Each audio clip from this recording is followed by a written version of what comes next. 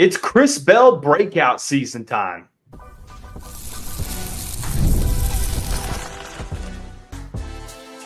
You are Locked On Louisville, your daily podcast on the Louisville Cardinals. Part of the Locked On Podcast Network, your team every day.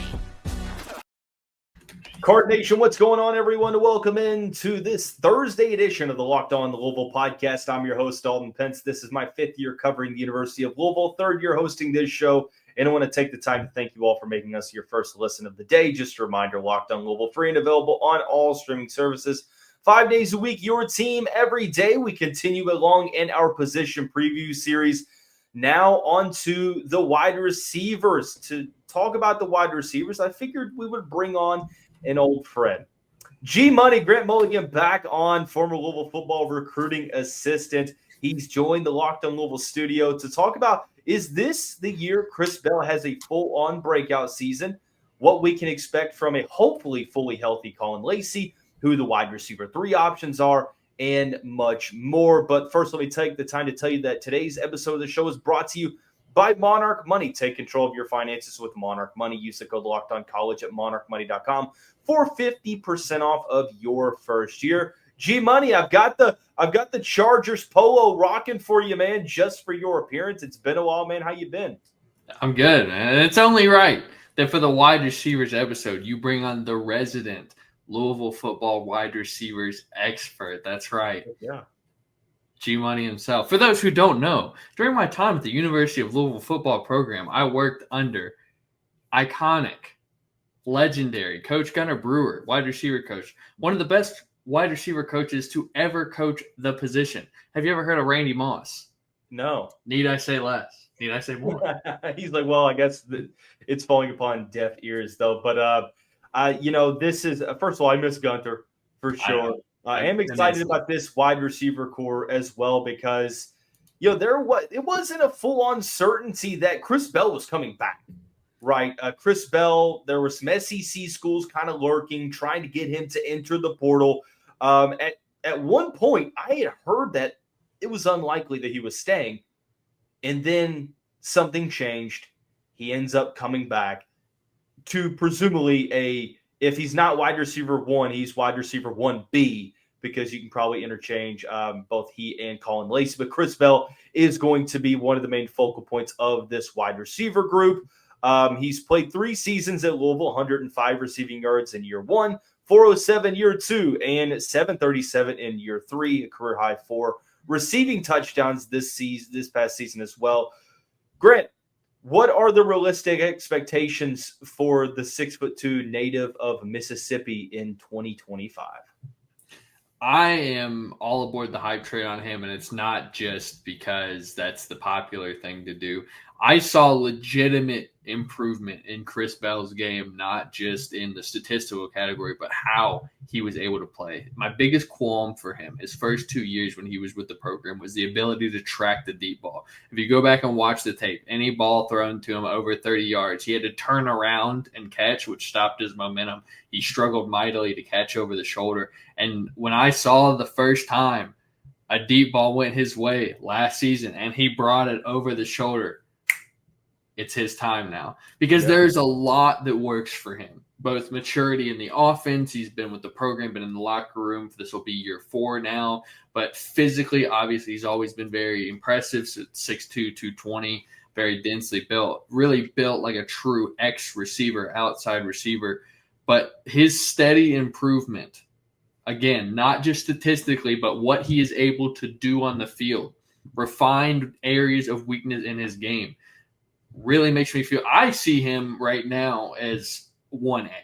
But my full belief is 1A. It doesn't, for me, it doesn't really matter because both of those guys are going to get a good amount of touches. Do you think that, of course, he's gotten better each and every season? He's like your prototypical show this player, show the development, what development looks like. And this guy's gotten better each and every season, and he has made the most out of his opportunities. Now, there were some issues. I feel like you look in that Kentucky game about, at times, not really helping the team out with some of those penalties, being sure he stays grounded. And I think in 2024, he did a good job of showing that, hey, look, the Kentucky game, I made some mistakes. but ended up coming back and having a really good season. But now as we head into this year, there is no Jamari Thrash.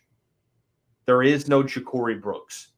Chris Bell's getting the lion's share of the attention from opposing defensive coordinators. Do you think that that's going to hurt the production at all? Or do you think that, that internal growth that he's going to have between last year and this year, he's going to continue along that path to where now, he's ready to be that wide receiver one. He's paid his dues and he's ready. I think he will definitely see increased attention from the defense. It's very clear, especially from the recruiting process. I said recruiting. He was still on our roster, so he wasn't being recruited by any SEC programs. Of course not. Yeah, that's not how that works. And it didn't happen with Tyler Harrell either. But it definitely worked out for him in his favor. Anyways, it's clear that the nation sees him as a highly ascending player because of the attention he was getting from larger programs. Because this wasn't if the rumors were true, it was not for small amounts of money to come play for SEC schools. Yeah, it was for large amounts of money. It was to be a featured receiver. It was to be a featured receiver, a la Matt Golden. Yeah. Mm-hmm. Perhaps there's a hint in that. I digress. But he's going to see increased defensive attention. Coaches know who he is. Defenders know who he is. But I think truly he's ready to meet that challenge. I've seen strides in his game. I've seen strides in his production. I think this is coming into an offseason where he knows that these are reins that he can take. They're there. It's his. He played the full season last year. He's going to have Caullin Lacy as a compliment, which is much better, and it makes me feel better about his production because it's not like we truly only have one guy. Because you take out Caullin Lacy, you look at the rest of the wide receiver room, I actually would have concerns about Chris Bell's production because the gap in talent. You don't have that guy who can bridge that gap. They can bridge that, and you need that in this case. But I think that there's enough there in the rest of the room. Mm-hmm. On top of my confidence that he is going to meet the moment, I really do feel that. I'm not really too worried about it. I think he cracks the 1,000-yard mark. I think he cracks the 10-touchdown mark. I think this is his time. Yeah, I mean, if you go based upon the numbers, then he's gonna do both of those because it's like 300-yard increments and 3 touchdowns gained. But no, I definitely agree there, Grant. I think the main thing I want to see more from Chris Bell in 2025 is just overall consistency from a week in, week out basis.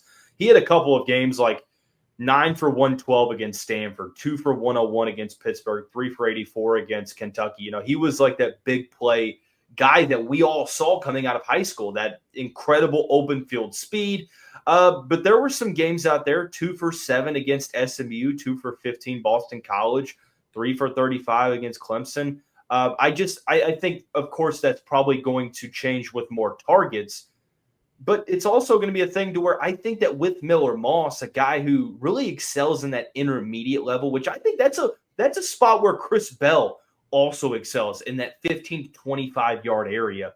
I think that this is going to be a really, really solid season for Chris Bell and what, he hopes to achieve because, I mean, you've seen number one options in Jeff Brom offenses usually have pretty good seasons, both seasons at Louisville, Thrash and Brooks did, and then, of course, his time at Purdue. But, of course, I think the most intriguing player is Caullin Lacy because we didn't get to see him fully healthy last year, ends up deciding to redshirt. I potentially thought he could transfer, and he ends up coming back, and that's huge news. What does a fully healthy Caullin Lacy bring to the table in 2025? We're going to answer that when we come back on this Thursday edition of the Locked On Louisville podcast. Card Nation, today's episode of the show is brought to you by Monarch Money. If you ever wish that managing your money felt easier like I do, well, now you can put those, or you can grant those wishes really with Monarch Money, because now you can, whether you're growing savings or planning a large purchase, Monarch puts you in the driver's seat. It's more than just a budgeting app. It's a complete financial command center where you could track all your accounts, investments, and spending in one place. For me, One goal that I have, truthfully, is I want to go to a college football playoff game this year, and I'm really hoping that it's the Louisville Cardinals playing in that game. But regardless, I want to check off an item on my bucket list. I'm going to use Monarch Money to help me set that goal and achieve it. So take control of your finances with Monarch Money. Use the code LOCKEDONCollege at monarchmoney.com for 50% off your first year. That's monarchmoney.com with the code LOCKEDONCollege for half off of your first year. Into the second segment with G Money. Grant Mulligan, former Louisville football recruiting assistant, and dealt with a Louisville wide receiver coach. I feel like he's just justifiably verified to talk about this stuff, guys. He's a great football mind as always. It's always fantastic when our paths cross in the virtual studio. Grant, we kind of go to, I won't say wide receiver 2, I'm going to say wide receiver 1B, because Caullin Lacy is going to get a good amount of targets this year.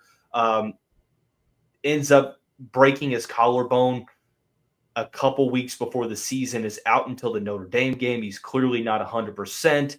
For whatever reason, is not able to get a pass interference called on when he gets targeted.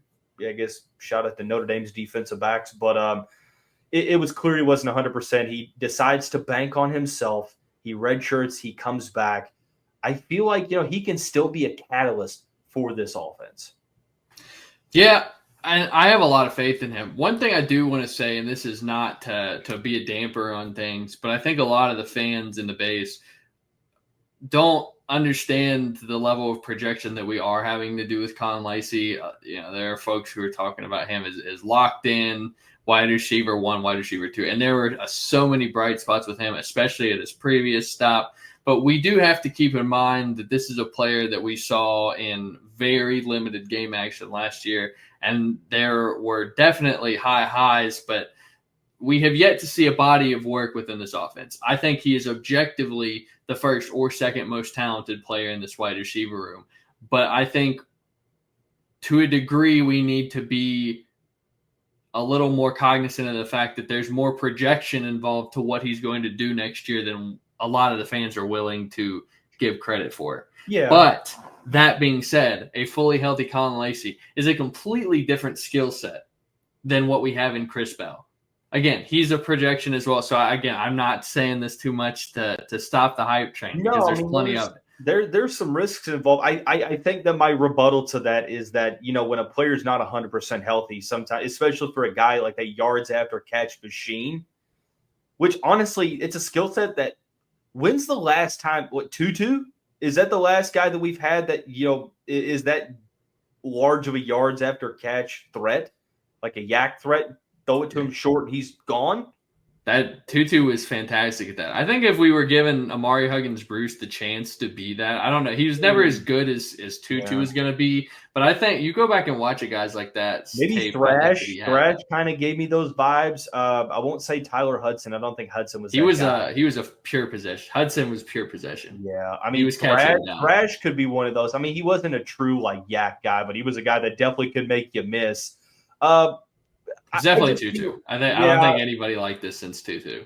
I'm not really all that worried about Caullin. I think that Caullin is a player that good news is he's going to get 3 weeks against potential bye teams now, or in bye games. Now, granted, you can't take those for granted, but he's going to get a chance to really get worked back into game action heading into that, that week 4 game against Pittsburgh, where he has to kind of be on the money. But another reason why I'm so sold on Caullin Lacy this year is that really now I feel like you got a quarterback that even can maximize his skill set more, because what does Miller Moss do really well? He's got one of the best quick releases in football. Does a great job of just being able to get that snap and transition and the ball's out. And I think that that's where, if you're going to have a receiver to where you can snap it and throw it quickly to, it's Caullin Lacy, because he's a guy that he's a receiver that a lot of people think he's a home run threat.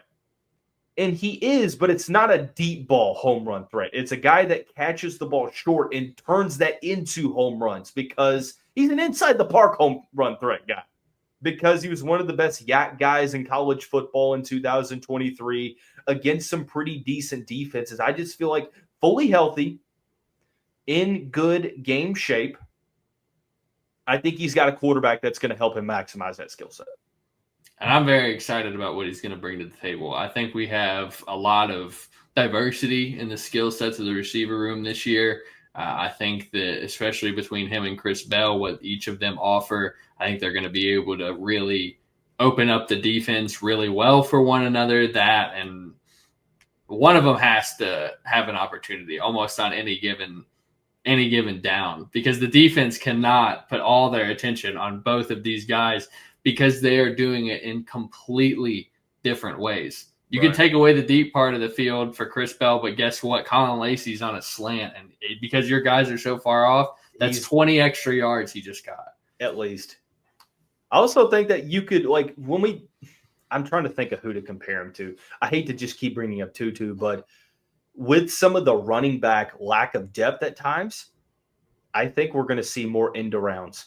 I think we could see my take is that I think we could see him in the backfield in certain design packages because he's got that twitch. He's got that ability to make guys miss, and he's a speedster. I mean, you saw he can hit upwards of 20.9 miles an hour at a top speed, which was clocked when he played Oklahoma State and torched that defense. Now I know Big 12 defense is optional, but I feel like Caullin Lacy is a guy that's, I mean, if Chris Bell's hitting 1,000 yards, Caullin Lacy's a guy that, I mean, what do you think? What do you think projection wise? What do you think he gets yardage wise this year? Is this a buy sell question, Dalton Pence? Buy sell Caullin Lacy over 750 receiving yards. That's 750. Because my gut tells me 800. My gut tells me 800. Buy or sell. So I'll buy it. I'll buy it. 850 yards. You buying or selling? We're getting tight there, man. I'm very on the fence at that point. Keith, I wouldn't be surprised to see it. I wouldn't be surprised. Brought up a really good point. How much is Louisville going to run the football? Of course, but how much our defense is going to scheme around Louisville running the football to where it opens up so much more with the passing attack? And I mean, Caullin Lacy, a couple big time games, if he's fully healthy, I mean, you never know. But there's only so many mouths to feed, right? And that's where you kind of get into the conversation of, okay, there's so many more options at wide receiver 3. We still have to figure out who in the world is going to step up for the Cardinals and much, much more. But I think that the fact of the matter is that with a fully healthy Caullin Lacy, he's going to have a pretty good role in this team as well as Chris Bell. But, Grant, we're going to try to answer the $1 million question. Who is wide receiver 3 week 1? And who will be wide receiver 3 for the majority of the season? Before we switch, can I make one point? No. Go ahead. I was actually gonna compliment you on your analysis about handing him the football, because we're talking about a guy who has that in his back. He has 36 career carries as a wide receiver. He had 20 as a true freshman, and the only year he went without was the year that he had 1,316 full receiving yards. So this is a guy who has experience in that exact role. Yeah, that's something that it just kind of comes down to. We saw it last year, didn't we? Didn't Chris Bell get some? I thought Chris Bell did get some end around work, and it's just misdirections. Because I mean, if you run that sort of read option with Miller Moss, to where he can throw it out quickly or hand it off to Caullin Lacy, or just give it back to Isaac Brown or Duke Watson, and we're just going complete misdirection offense. Of course, I'm getting ahead of myself here, I feel like. But, hey, man, that's all what these position previews are for. But let's take a look at the wide receiver 3 spot, because that's where you have to do the most projecting, because at the moment you don't really have a penciled-in wide receiver 3. So we'll tell you who we think it's going to be when we come back on this Thursday edition of the show.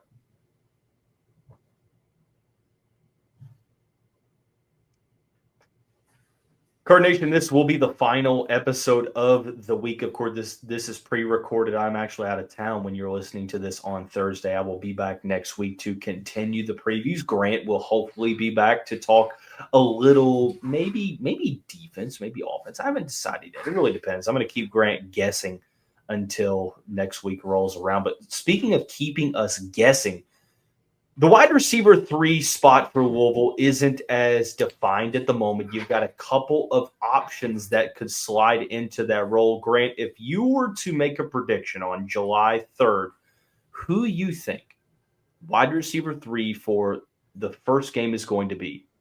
What's your gut telling you?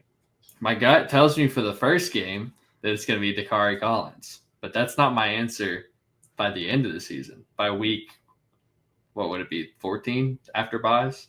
I always forget. Now that who's the other one? I say that by the end of the season, Treyshun Hurry will be wide receiver 3 and will have taken a majority of those snaps. That's my genuine feeling. I agree. I think that I actually agree with what you just said. I think Dacari Collins is going to be the wide receiver 3 to start, but I think that Treyshun Hurry, the reason being behind that, Grant, is because he's like the true deep threat you have. Outside of Chris Bell, out of the other guys that you have, Dacari Collins, Antonio Meeks, they sort of fit that same role. Meeks is a little bit shorter than Collins, but they're both, those jump ball possession receivers that, underrated speed, but more so that athletic mismatch. Treyshun Hurry is the deep threat. The San Jose State transfer, 6'2", 28 catches for 482 yards and 2 touchdowns last season, averaged 17 yards per reception. He's going to be the guy that benefits the most from having Chris Bell downfield and Caullin Lacy, in between that, because Treyshun Hurry is probably also going to be downfield. And I think that, that's where his game is best suited. And he's going to have a pretty solid wide receiver 3 season. I know it's not a spot that has a ton of production in the first 2 years under Jeff Brom, but I think we're going to see a change to that this year. And to me, I'm not sure it's going to change with one guy necessarily. I think when we get to the end of the year, you may see 2 guys with very similar production. And I was talking to Matt McGavick from Sports Illustrated about this very thought earlier today, and we both came to agreement that Dacari Collins has the early edge because, one, he has a physical profile larger than that of the rest of the room. He's the tallest guy in the room. He's the most experienced in the ACC in the room. His whole career has been he's been 4 years in the ACC. Exactly. He's used to this level of play. He's older. He's mature. But I think we've seen a certain ceiling to Dacari Collins. And, of course, I would be more than happy to be wrong about him. But I think he is super reliable possession receiver. I think he's a physical profile that you need in this kind of play. But I think that when we get, as the year goes on, and then a player like Hurry gets more acclimated to the level of competition, and we've seen what his upside looks like, I think that it's going to be harder and harder as time goes on to keep a guy like that off the field. But I think Collins will never, in my opinion, will never go away entirely. I think that his reliability, I think that his physical profile gives him something that will absolutely keep him on the field. But I think Hurry will be giving him a challenge for snaps as the season progresses. Well, don't forget, also at NC State this past year, 314 yards. 314 yards and 2 touchdowns. In the past 2 years at NC State, he's dealt with a pretty major quarterback problem. Quarterback play has been really bad with the Wolfpack, and the past 2 years they've been trying to force feed KC Concepcion as well. One of the best receivers in the country. So there's the lack of numbers there, but I think that he's going to step into an immediately wide receiver favorable offense with Jeff Brom. He's going to have a clear upgrade at quarterback, other options that take the just the overall reliability off of him to where he's just able to go out there and just do what he does. And I think he's going to be really, really useful around the goal line. Don't want to be cliche, but a 6'4" guy that's able to athletically high point the football like that, it's not something that defensive backs can usually contend. So I think you're right. Treyshun Hurry and Dacari Collins are my 2 options at wide receiver 3. But let's take a look at a couple others. Another one that transferred to Louisville before last season, had 3 catches for 42 yards and a touchdown. And 2 of those catches against Austin Peay, 1 against Washington in the bowl game, and that is Antonio Meeks, transferred from the D2 level, 6'1" native of Georgia. Had a really good spring. Seems like he's built some on-the-field chemistry with Miller Moss. I think that he's another guy that, again, Jeff Brom is going to give the snaps to who earns them, and I could see him making some plays in the first 3 weeks that gets him on the field a little bit more. I would certainly like to see it. And I think that he has a certain talent base. And again, he's not lacking for size as well. You know, he's got the height, he's a 6-foot+ guy. I would like to see it. And that's why I said I think we'll see more production out of that spot, but maybe not one guy. Because I think that we're going to see a lot more wide receiver 3 rotation in previous years. I think we've got more capable bodies of doing that, especially outside receiver bodies. I mean, we got 3 guys right there who are 6-foot+, who have 2 of them, actually only 1 of them, have been in this offense. 2 of them have been starters and producers. So I think that there's a lot of skill sets. There's a lot of size there. And I think I wouldn't be surprised at all to see a combined maybe 600-700 yards from the wide receiver spot. That would actually be really good for wide receiver 3 because I think AHB has been like the wide receiver leader the past couple of years at the 3rd spot, and it's been pretty relatively low numbers and not much more after that. And of course, tight end is going to factor into the equation. But another player, a walk-on before last season, Chris Hughes. He was the spring game star in 2024. Had 7 catches for 54 yards last year as a true freshman from Morganfield, Kentucky. I think he's another guy that 5'11", 190 pounds. I don't think he's like has blazing speed or like incredible athleticism, but he's just a really solid technical guy that makes plays. And another player that I feel like another year in this system could also be a guy that, again, weeks 1, 2, 3, you're going to see some of these other guys get some opportunities, or at least knock on wood. I hope so. I hope they see it. Miller Moss plays all 4 quarters against Eastern Kentucky. It's going to be something that's going to be hard to spin. But overall, I think Chris Hughes is another option if we're talking about some potential wide receiver 3 guys. You can use him as a kind of a slot body too. I think he may have some inside outside. Your Caullin Lacy backup. What about Bob? Are we forgetting about Bobby Golden? No, he was another guy I was about to mention just now. Beat you to the punch, Dalton. Bobby Golden, I think he ends up being our number 2 slot guy, but Chris Hughes may have a little bit more outside flexibility. I could see that. I always love stories like that, walk-on guys who start to make an impact. He was always doing things the right way. I think he showed clear dedication, willing to do the dirty work. Reminds me a lot of another walk-on from my time there, Jordan Thomas, wore a similar number, 48 instead of 49. But just a guy who really is about his craft, about getting better, and willing to make opportunities for himself. So I hope that he gets that. Genuinely, I'm rooting on guys like that. I'm really annoyed that you mentioned Bobby before me because he was going to be like my one sleeper pick to be a potential wide receiver 3 because he like Caullin Lacy is going to operate a good amount in the slot, had almost 500 yards receiving for Akron, only 1 touchdown, not a guy that really finds the end zone, but it is a player that can extend drives and move the chains, and you need those guys as a player.